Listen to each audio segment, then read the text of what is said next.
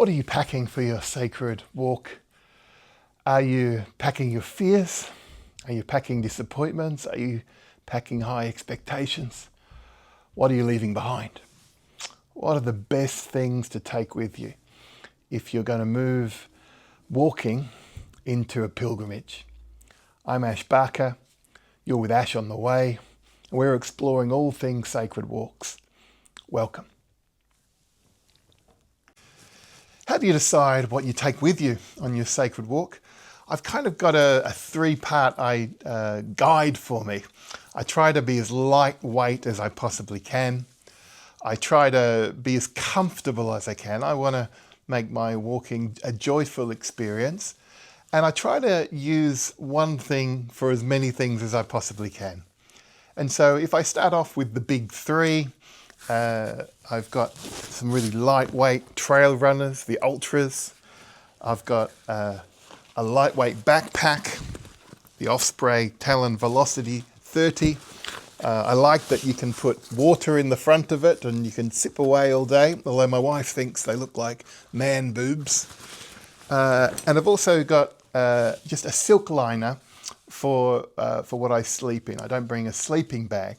And the idea of those three elements, you get those three right, that right for you, that are lightweight, that can be used in different ways, you're well underway to make sure you have what you need for a pilgrimage. I'm going on a Summer Camino. I'll be going from Logroña to Leon. It'll be in August in Spain, so it will be hot. So I really want to be lightweight. I want to just take what I really need. It's worth saying the Camino Francés is, it's not a wilderness hike. It really is a kind of pilgrimage where you're in towns and cities. I'm sleeping in albergues, which are kind of like pilgrims' hostels. And so I don't need tents. I don't need cooking materials. I just need to take the bare minimum. So those big three, if you can get those right, the right footwear, the right backpack for you, and the right sleeping system, you're well underway. So water's going to be important. So I have this in the side of my backpack and this in the front, and I'll be fine because I can continually pick up water in this, sip away on this all day, and water is an important element to think about. One of the ways that you can make sure you don't need as many clothes with you is to wash them every day. I like to wear one set of clothes that I hike in, and one set I'm in the afternoon and evening wearing. And so I'll bring some hand washing, have a shower, wash my clothes. I've got a lightweight towel that I'm fine with, and that saves a lot of energy. You don't have to try and take clothes for 30 days because you're washing one set every day. I'll be taking two sun hoodies with me. I've got a merino one and a kind of a sporty kind of one. And the idea is that I can wear them over my head, long sleeves. I don't have to carry so much sunscreen. I'll be wearing my Baggies hat. Bill Bennett can wear his Sydney Swans cap. I can wear my Baggies hat, West Bromwich Albion, and I'll be wearing some sunglasses as well that can easily kind of go on my head. And hopefully that will make me sun resistant at least. I'll be wearing a pair of underwear and a pair of socks and some shorts and a top to wear, but I'll be carrying, I love done tough merino wool socks. I love some merino wool underwear. That's always good.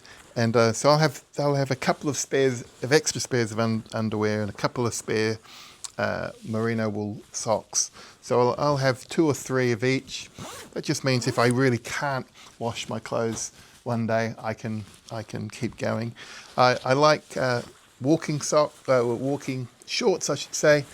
These are kind of stretchy but lightweight, and I'll have a pair to kind of sleep in or swim in as well. I've got the West Bromwich Albion colours and on there as well, and so hopefully that will keep me in good stead. When I've done winter Caminos, I've needed proper coats, but I've got this Mackinac poncho for this one. So the beauty of a poncho is that it keeps you aerated, but it keeps you dry if it suddenly rains, and it probably will rain at some point, even though it's summer. But a good thing about a poncho is also goes over your pack as well, so it keeps everything dry.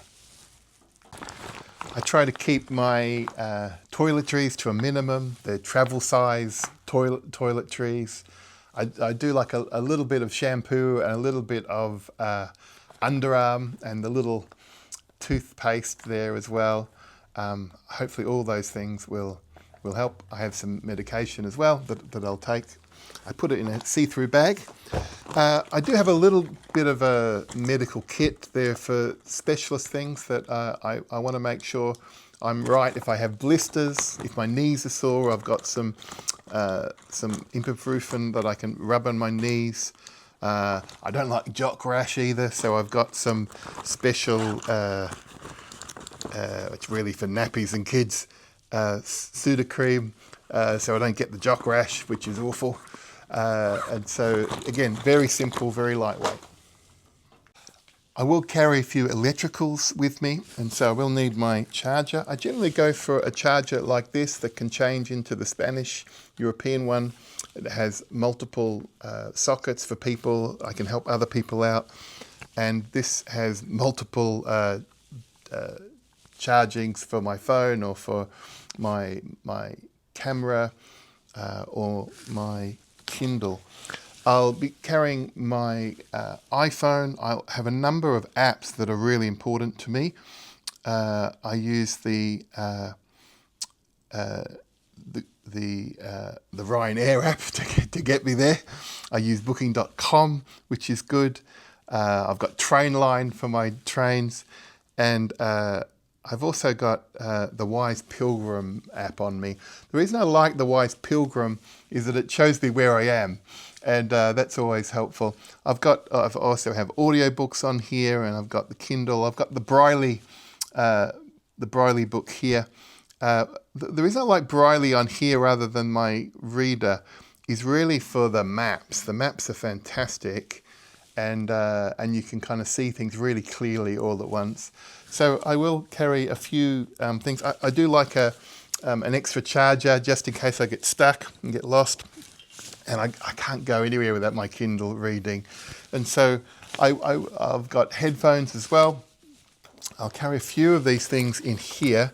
This will be like my passport and my credential, and I'll carry a little notebook with me as well. Some of my kind of most precious things will be in here.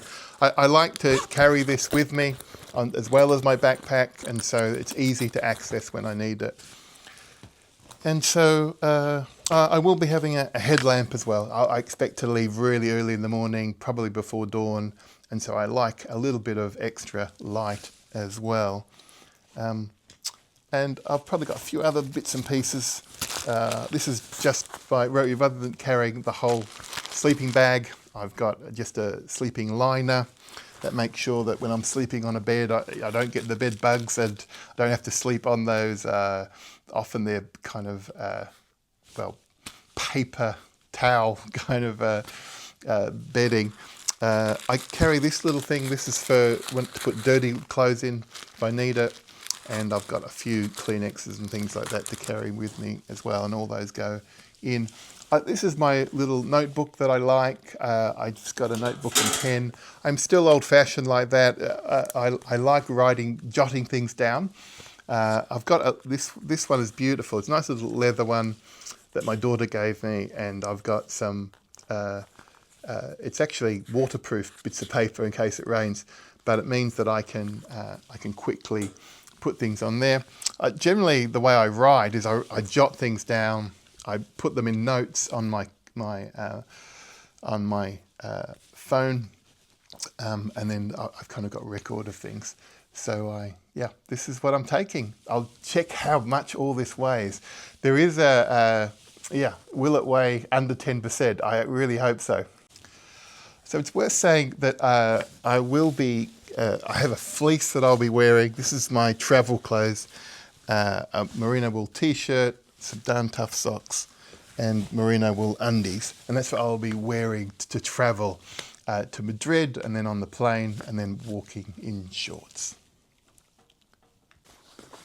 One thing I forgot to mention was my flip-flops. I'll wear these at night so my feet air out and I'm not wearing socks at night. And these go in here as well. And so I've got a little weigher. So how much is it going to weigh? The theory is everything should weigh 10%, but I'm 110 kilograms. If this weighs 11 kilograms, I mean, that would be a bit crazy. So hopefully you can see.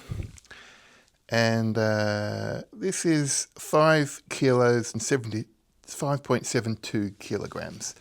So that's really good.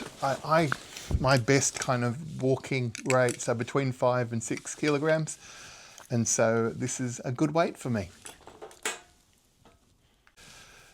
So I leave for the Camino Francés tomorrow. We're flying out of Birmingham to Madrid. I feel ready. I feel really excited about what's possible for me. I feel like I've got enough to kind of get me going. But I think part of the trick with sacred walking particularly is to hold expectations lightly. You need intentions. You need, as I said in the last episode, you need hopes and prayers that you go with. But the trick is, can we be present? Can we be awake and aware and alert to what God is doing in and through us as we walk? Can we be present in the moment? If you carry too much stuff, you won't be able to do that. But if you just carry enough for the day, enough for the moment, then you'll be able to enjoy and experience what God wants you to experience. Whatever the gift the Camino has for you, whatever the sacred walk has for you, you'll be awake and aware and ready to receive it. There are two kinds of time in the New Testament. Chronos is one, and it's basically the organized, decided time, chronology, we get the English word for. And that's okay. You've got to do a bit of preparation. You've got to book your flights. You've got to book what you can book it early on. But there's a kairos moment. Kairos is another Greek word for time. And that is that divine moment of opportunity where we're in the flow, where we're in that moment where we experience the love of God. We experience the connection with people and place and the landscape. And when you're in that flow as a pilgrim, it's a special thing. And so you don't want to carry too much. You just want to be available and there and letting go so that you can be that pilgrim on a journey. I'm Ash Barker, and you've been listening to Ash on the Way, trying to make sure there's not ash in the way of this sacred walk. Bon Camino. I wonder what you need for your sacred walk. What is it that you can let go of? What can you simplify? I think this is an important principle in life, actually. If we can just find the things we really need, simplify our life, then we can let go of a whole lot of things. The more we have, the more we worry, the heavier our burdens. The less we carry, the lighter we are, and the more nimble and responsive we can be to what the Spirit might be asking of us. We can be in the moment. We can be present and available and alert to what God is doing in the world. I hope that's your experience as you walk yours. I appreciate your prayers as we start our latest Camino tomorrow. Bon Camino. I'm Ash Barker, and you're on Ash on the Way.